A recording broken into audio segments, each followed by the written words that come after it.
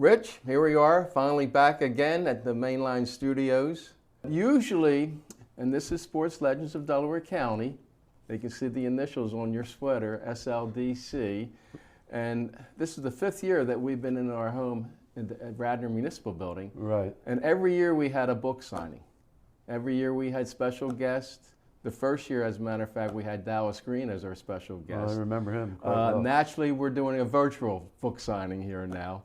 Matter of fact, some of the books that we had for sale were yours. Yes. Which was, my Delaware County Sports Legends book. And I also have a book, a biography on Baron Doherty, the life and times of James F. Doherty. And he was probably one of the most spectacular sports figures in the history of Delaware County. Had a boxing establishment there on Chester Pike in Leaperville, which is now Crumlin. So it was always great to have you. And then we had Jack Lemmon with his book right, on Ted Meredith. And then we had Rich Westcott. Rich Westcott wrote a book on 26 books, as a matter of fact. Yes. Hard to believe. Somebody can write 26 books. And these books are available, and all you have to do is contact me, Jim Vankoski, at the phone number that'll be up on the screen.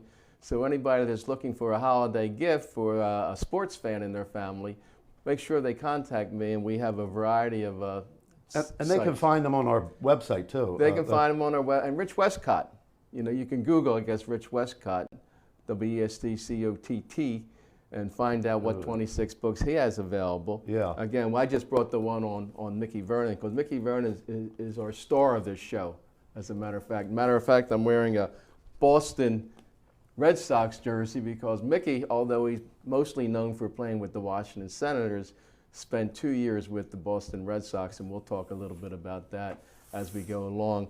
Another book that we have available is our 20th anniversary book, which is one of the greatest sports books ever written, and it's a collaborative event, and you were part of it. Harry Chaikin was a part of it. We had like 30, 40 different authors that were part of this, and some of the people that are featured in here.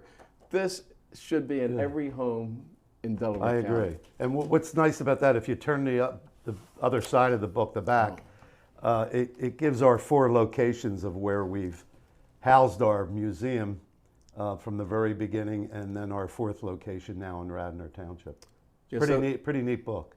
So we've been involved for 20 years. That's what this book is all about. But the last 5 years, we've been in the Radnor Municipal Building, Sports Legends of Delaware County. Right. So that's our little promo for our books. And we're going to get into the main event, which is we call Mickey's Horsehide. And Mickey's Horsehide, in 1957, he went to spring training.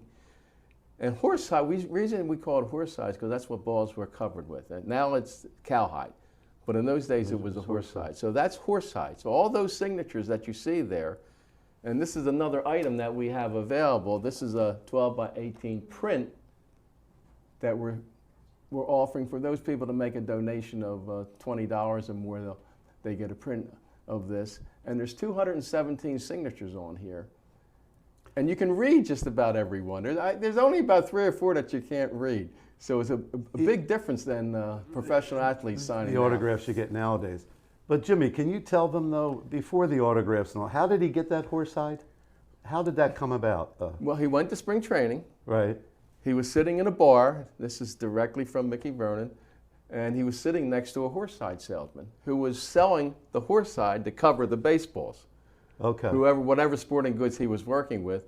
And he told Mickey said, I'm going to send you a slab of horsehide.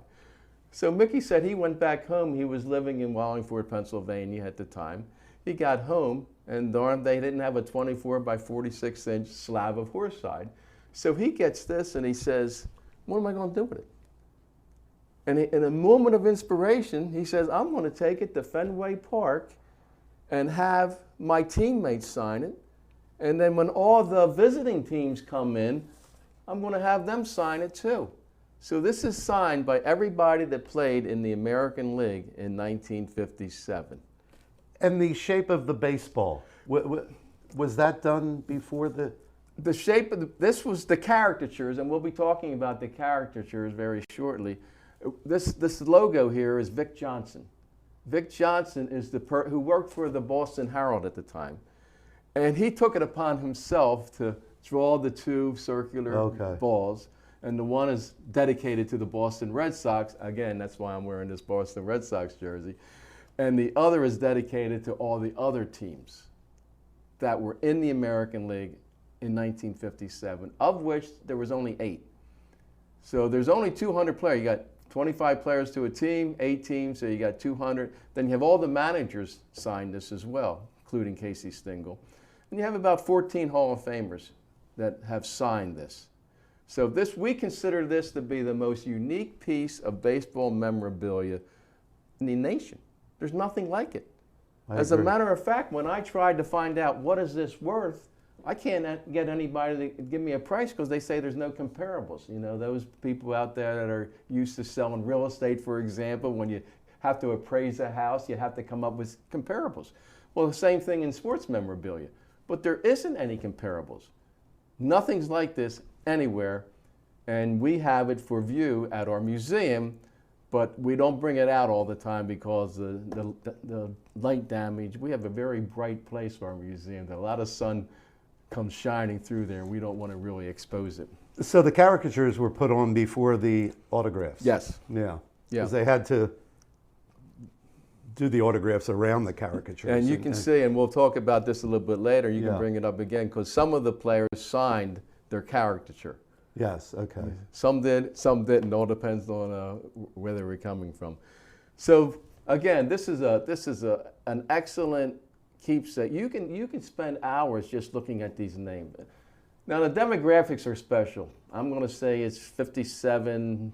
You know, we're talking 60, 63 years, thereabouts since 19. So people that are in their 60s and 70s and 80s are the ones that'll be most recognized. Matter of fact, they bring your baseball cards to life. If you were saving baseball cards in the 50s, this brings it to life. I have a few at home that are laminated. I use them as placemats around the table. Yeah, they're pretty neat. That is neat. Now, let's take a look at some of the individual caricatures. And the first one we have that's signed, and Vic Johnson, he just decided, I don't know how he decided. Naturally, these were the starters of the Boston Red Sox. The others are some prominent players in the American League at the time. But the thing that I get a kick out of is Nelson Fox. I mean, Nelson Fox, at that time, a lot of players chewed tobacco. And when you take a look at that Nelson Fox caricature, that's what that big jaw is. He got a I've never seen a picture of him without a big wad of tobacco in his jaw. So that's kind of interesting with Nelson Fox there. And then you have Mickey Mantle. Now, Mickey Mantle, he's an iconic player. He had to be one of your heroes. Without a doubt, yeah. I mean, he kind of came in the year that Joe DiMaggio left the league. And, yeah, he was, you really kind of looked up, even though I wasn't a big fan of the New York teams because they always seemed to beat the Philadelphia teams, but Mickey Mantle was everyone's hero, I think. Everybody, I mean, he came up as a teenager, really, like 18, 19 years of age, and I can remember him being interviewed, and he said that, you know, when I first came up, they said I was aloof. Now, he's from Oklahoma. He said, I didn't even know what aloof was. so people tell all these different stories about Mickey Mantle, but he's on there, and his signature's on there as well. After Mickey Mantle, we have Ted Williams. Now, Ted Williams is, you know, right up there with Mickey Mantle. Said to be the last 400 hitter, hit 406 in 1941. His goal was to be the greatest hitter of all time, and he probably came pretty darn close to making that goal. I always remember Mickey Vernon saying the 2 years that he spent in Boston with Ted Williams, he said, I never saw Ted Williams swing at a bad pitch. Well, I've seen baseball players that play for the Phillies swing at more than 2 bad pitches in a game, you know. But anyway. As a matter of fact, this will give you an idea how good a ball player Mickey Vernon was. That he batted number 4. Ted Williams was the number 3 hitter, And Mickey used to tell Ted Williams when there was a man in scoring position and he would take a ball for, he goes, Ted, why don't you swing at a pitch? It's only an inch outside. He said, if you swing at a pitch an inch outside, next thing you know, you'll be swinging at pitches that are 2 inches outside. Yeah. So Mickey really respected Ted Williams, and Ted Williams really respected Mickey Vernon as well. As a matter of fact, we have a letter in our museum written by Mickey Vernon when Ted Williams was inducted into the Baseball Hall of Fame, congratulating him. And he said that 2 of his best years in baseball happened to be when he was with the Boston Red Sox in 56 and 57. 56, he had a real good year. He had about 310, made the All-Star team. 57 wasn't as quite as good a year as that was. But then in 58, he went back to Cleveland, and then in 59, he played for the Milwaukee Braves. He played for 5 different teams. Yeah. So that's Ted Williams. Now we have Yogi Berra. And Yogi Berra, I'll tell you a little funny story about Yogi Berra on this. His first time my son saw Yogi Berra and Sammy White is the other player. They have their hats on backwards. Well, from our era, as soon as you saw a player with his hat on backwards, we knew he was a what? Catcher. He was a catcher. Yeah. I mean, they all wear their hats on backwards now, but at one time, the only people that were allowed to wear their caps backwards were the catchers. So Yogi Berra is shown there, and if he wasn't the funniest guy, without a doubt, funniest baseball player, he was just so much fun. And Mickey and him, we have a videotape that was made by Mickey Vernon and a couple of the members of our Strathaven High School staff when I was teaching there. And there was an article in the New York Times, and it talked about Mickey, or it talked about Yogi talking about the video. And Mickey saw the article, and he called Yogi Berra, said, you want any copies of that, Yogi? Yogi said, I already made copies. He said, I gave one to Stam Usual yesterday. So Mickey actually called me and said, this was a fundraiser for our museum. He said, they're cutting into your profits, Jim. So I got such a kick out of Mickey talking about that. But yeah, that Yogi Berra is somebody that, what's your favorite Yogi Berra quote? Yeah, he and Whitey Ford were driving to a sports banquet, and Whitey Ford looked over and said, Yogi, I think we're lost. And Yogi said, yeah, but we're making good time. There's so many, but that one always comes to mind. One of my favorite ones about the restaurant, when they were making a suggestion, Yogi, let's go to such and such a place. And Yogi said, oh, nobody goes there anymore. They said, what do you mean nobody goes there anymore? He said, it's too crowded.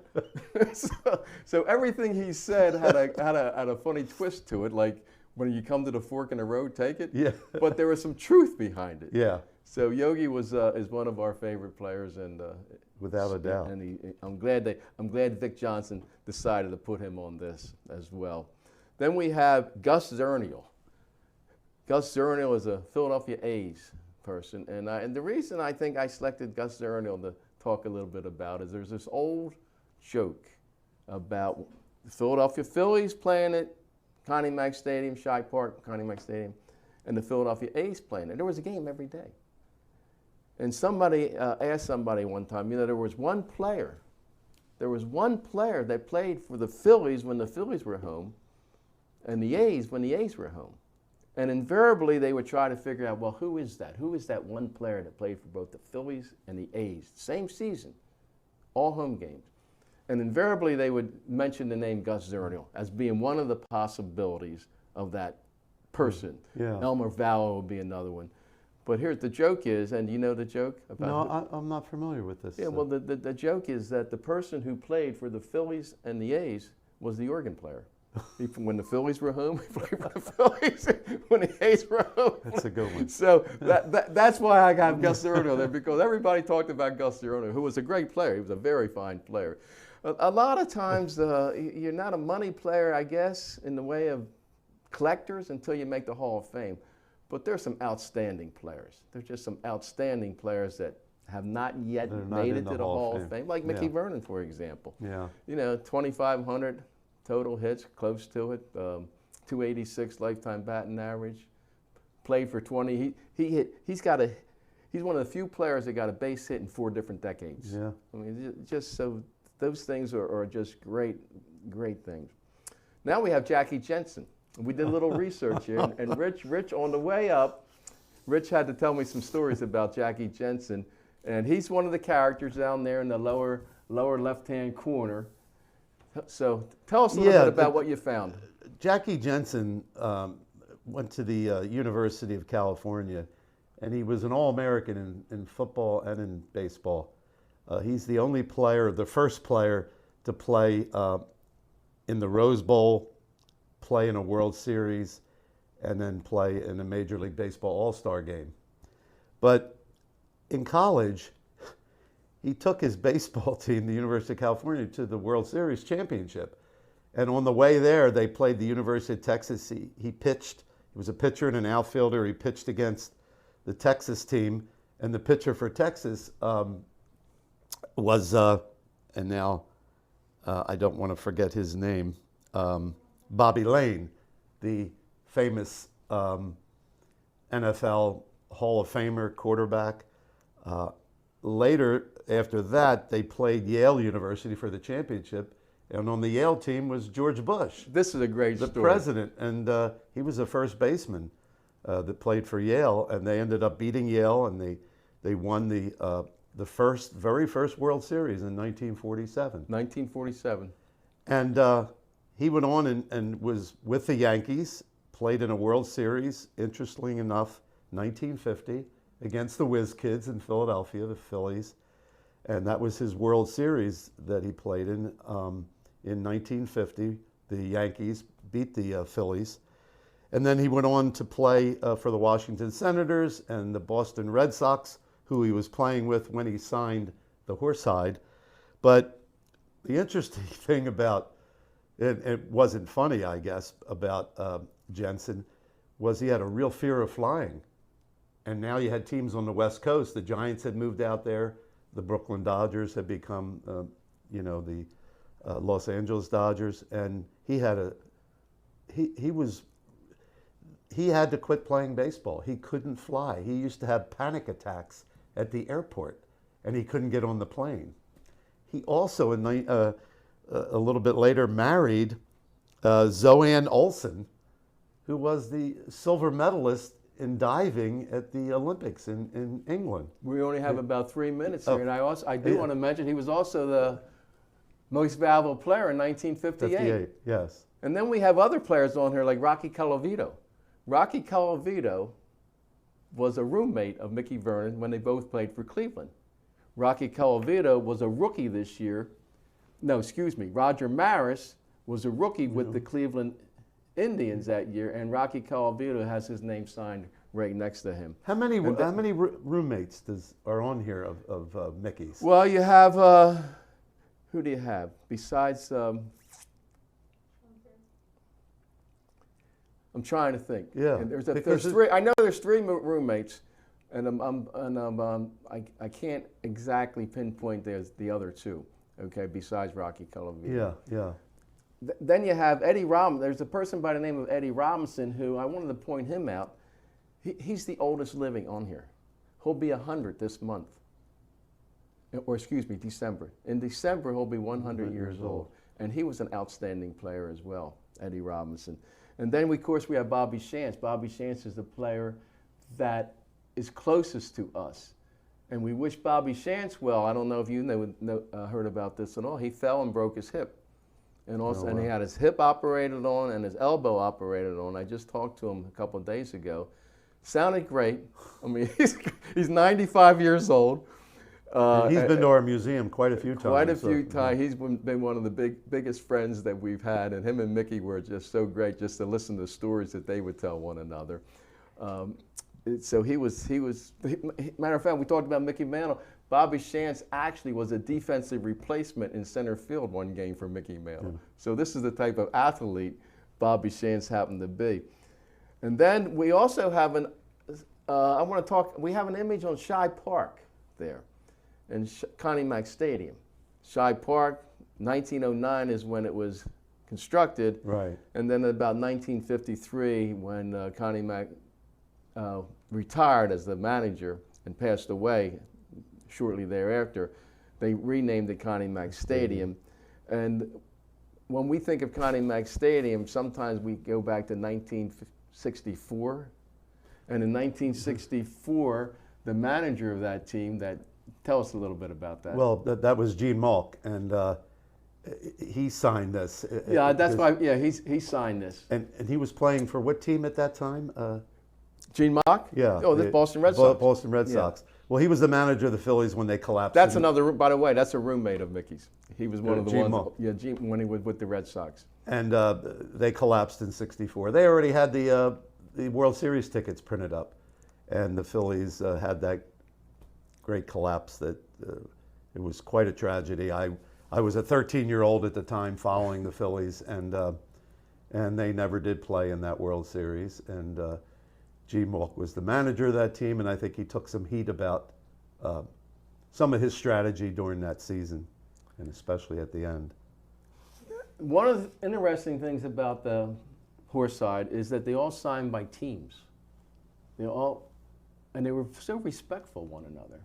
You know, they just squeezed their name. And you knew how to write where you could read it too. Yeah, matter of fact, we have guests that come to our museum and say, geez, I didn't realize so many baseball players went to Catholic schools. Because you can actually read their signature. And then I have a card here that was sent to us by Ralph Terry, who's on this. And I mention that because Bobby Shantz played in the 1960, infamous 1960 World Series when Bill Mazeroski, you know, I say infamous because if you're a Yankee fan, it was infamous because they got beat, and Ralph Terry threw that pitch that Bill Mazeroski hit for a home run. And he also, on his baseball card, it talks about him being the only ball player in history to have thrown the final pitch in Game 7 of 2 World Series. The 1960 World Series and the 1962 World Series, when he got the final out. I think it was Willie McCovey hit a line drive to Bobby Richardson for that final out. And he's still living, Bill Terry, yeah. Yeah, Ralph Terry is still living. Ralph Terry, excuse me. Yeah. In Texas, I believe. And he's written a book, and the book was called Right Down the Middle. Okay, Right Down the Middle. Where they come right down the middle, where that comes from, I don't know, but he had some very fine years with New York Yankees.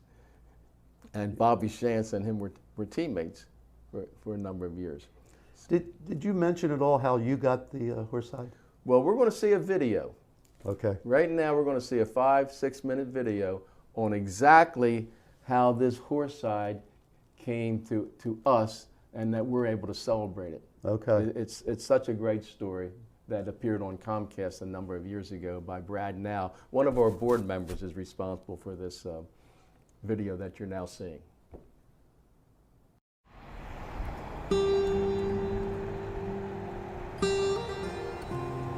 I think the game is so special because of its uniqueness. A friendship can last a lifetime, but gifts can last forever. Jim Vankoski is a lucky man, for he is able to have both. He would always start out by saying, do you want to hear a story? And this story begins with the love for a game. You play thousands and thousands of games, and you'll see something happen that you've never seen happen before. It's just a wonderful game, and I think it's the only game. A game that can stay with you for a long, long time, with the help of the many friends you find along the way. Our friendship was an evolutionary process. His friend was from another era. He played for the original Washington Senators, a 2-time batting champ, a 7-time All-Star, a Major League Baseball player from the gritty town of Marcus Hook, Pennsylvania, and one heck of a guy. Mickey Vernon was just the most outstanding individual I've ever met in my entire life. Mickey Vernon, the gentleman first baseman, was Vankoski's friend for 4 decades. Soft-spoken, Vernon was always generous with his time, and though he had a gift for baseball, he always had time for his friend Jim. He's just such a fun person to be around, and he's just a special human being. In the later years of Vernon's life, Vankoski was always there to give a ride or just to talk, because that's what friends do, and Vankoski enjoyed every minute of it.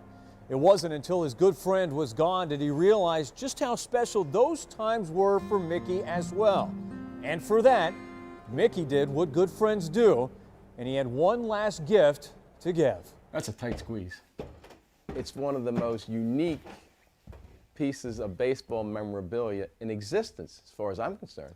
Well, Unique is a good place to start when describing what Mickey had left for Vankoski. Gus Zurniel, Vic Wertz, A slab of horsehide. Jackie Jensen, Jimmy Pearsall. The cover for baseballs of the day. Isn't it great? 25 by 42 inches, covered with pen and ink baseball caricatures, and signed by every player in the American League from the 1957 season. Ted Williams. It was signed by Mickey Mantle, Yogi Berra, Al Kaline. More than 200 Brooks Robinson, signatures, George from Pell, history makers Enos to Slaughter, Hall of Famers. Larry Doby, It was one of Early Vernon's Wynn, prized possessions, Roger Maris, kept quietly Rocky for over Calavito, 50 years, Gus along with a promise to be fulfilled by his daughter Gay, a promise for a friend.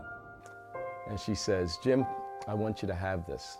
And I couldn't believe it. I was awestruck because I knew what it was. I said, Gay, are you sure you know what you're doing? This is a very valuable piece of baseball memorabilia.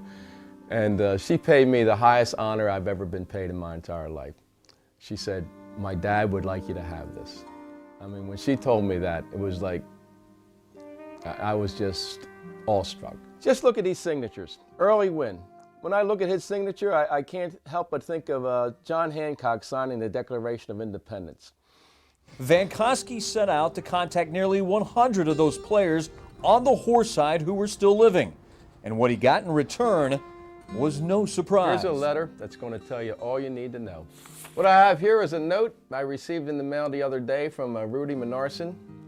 Rudy was Mickey's teammate with the 1957 Red Sox. Dear Jim, Mickey was the nicest man I ever met.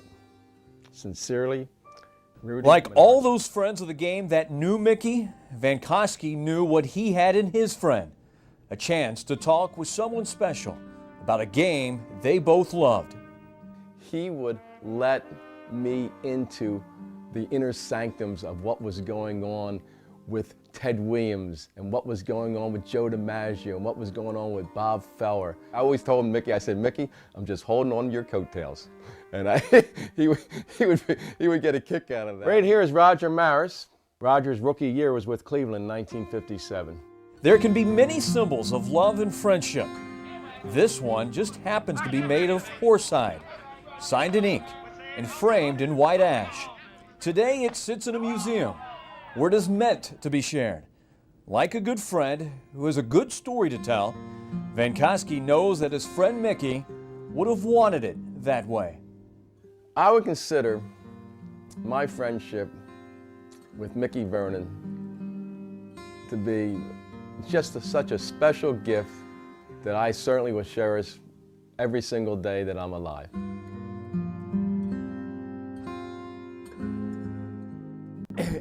Like I said during the video, it was one of the most monumental gifts, the most monumental gift that I think that I ever received. And one of the first things we tried to do was to verify these signatures. Well, that's what I was going to ask, because a collector would say, how do you know they're authentic, those signatures? What would you... Well, we do have, matter of fact, we have at our disposal here a signed baseball that was gotten through Hunt's auction, who verified these signatures as being 100% accurate. And these are the things that we would use to determine do the signatures match up. Okay. And they do. Yeah. And then we also had to find out about, by the way, Eddie Robinson, December 15th is going to be 100. 100 And he's one of the players that we use to verify dates and times. He was with he played for 3 different teams that year. And Eddie Robinson signed with the Baltimore Orioles because that's the last team that he played with. And it matches up that in September, Baltimore finished their season in Fenway Park. So that matches. So we feel pretty confident that that these signatures are accurate. And going back to the comparables, you know, we don't really have any comparables to compare this with as far as what the value would be. The only way we are or would be able to find out is if we actually put it on auction, which we don't plan on doing. No. Well, Rich, thanks again for being here. Takes a nice visit, It's always a pleasure. and the half hour goes so fast. It sure does. And this video will appear on our website, and the website is on the screen. And anybody that, again, would like to have a print or a book, or one of Rich Westcott's books, or yours, just have him give that number, call 610-909-4919, and we'll be more than happy to help everybody out. So I'm signing off, and see you next month.